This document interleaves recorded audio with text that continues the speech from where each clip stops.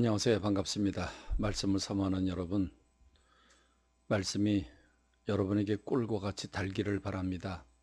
깨달음의 길이 되기를 원합니다. 여러분의 인생길 앞에 빛이 되고 안내자가 가이드가 되기를 간절히 소망합니다. 그래서 여러분의 삶이 안전하고 형통하기를 바랍니다. 오늘은 사무엘상 27장부터 31장에 이르는 부분을 함께 묵상합니다. 다윗이 도망가는 얘기가 나오죠. 사울은 다윗을 죽이려고 하고 다윗은 도망을 가 목숨을 부지하려고 합니다.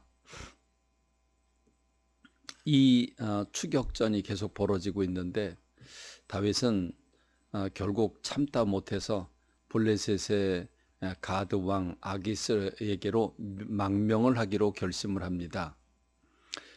그런데 이것은 다윗의 결정적인 실패가 되었죠. 실수요 실패를 경험하게 됩니다. 아주 쓴맛을 보게 되지요. 처음 다윗은 블레셋 왕의 신임을 얻어서 시글락이라고 하는 한 성읍을 주어서 안전하게 살게 됩니다. 그러니까 시글락이라고 하는 성읍을 주어서 600여 명이 되는 이 다윗의 식솔들이 함께 거주를 하게 됩니다. 그리고 얼마 동안은 좀 약간 평안한 삶이 오지요. 그렇지만 그 블레셋이 어디입니까? 이스라엘의 숙적입니다.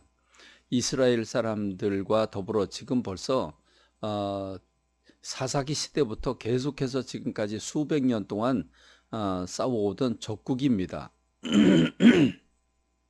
그 적국 블레셋, 그 블레셋에게 이스라엘의 전쟁을 이끌어가던 적장이 망명을 했으니 아기스의 입장에서는 굉장히 좋겠지요.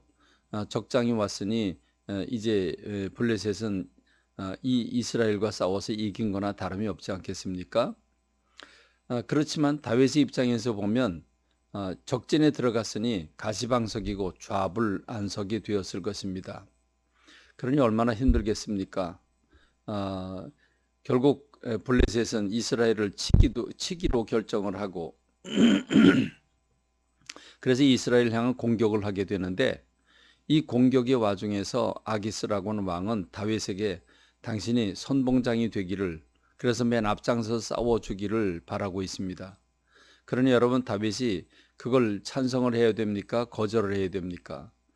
순종할 수도 없고 거절하자니 더 이상해지고 참 아주 어떻게 할 수 없는 그런 위기에 놓여지게 된 겁니다. 그렇습니다.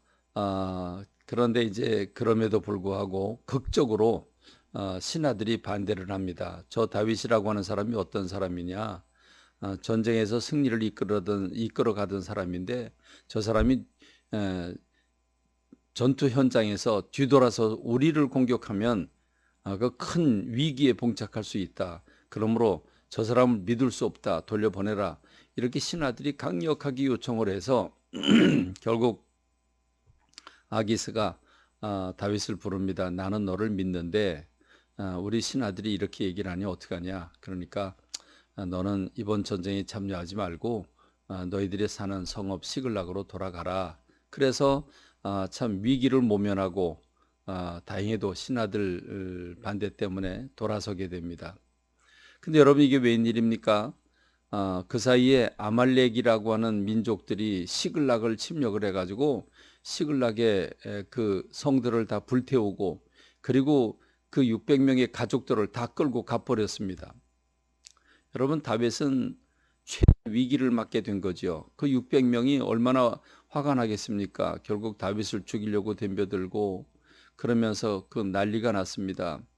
거기에는 다윗의 아내도 다 뺏겨버리고 말았죠.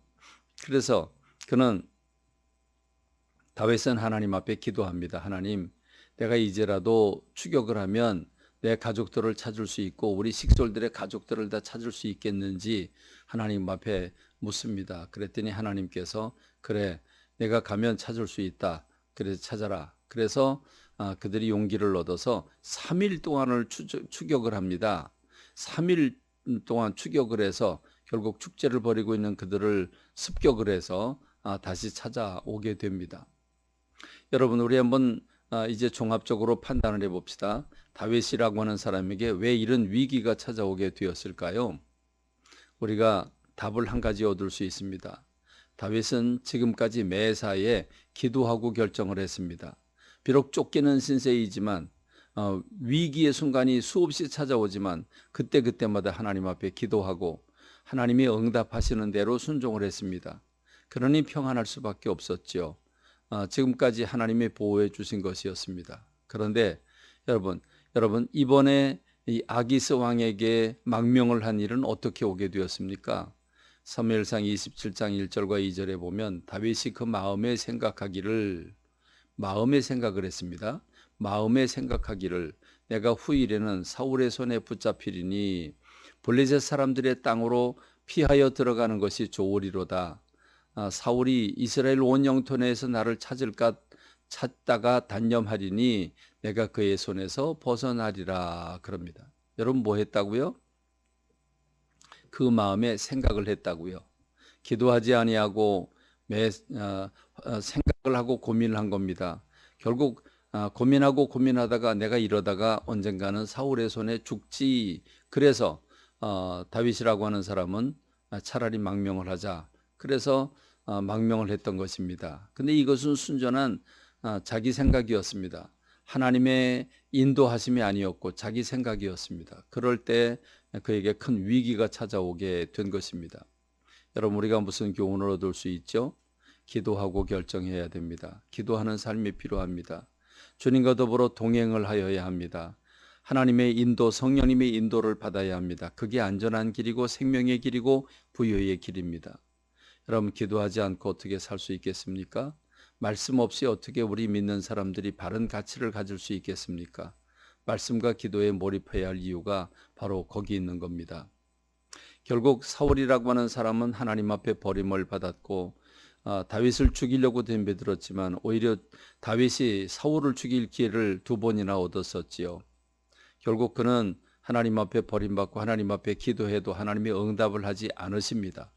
그러자 사무엘도 죽고 의지할 사람이 없으니까 리더십은 흔들리고 결국 신접한 여인을 찾아가지만 책망을 받게 되지요.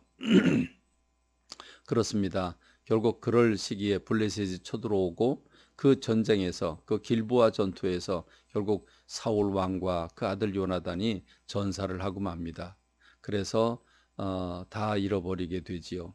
그렇습니다. 오늘 저와 여러분들이 성령님의 인도를 받고 그래서 평안한 삶을 살게 되기를 간절히 소망합니다. 감사합니다. 말씀을 맺습니다.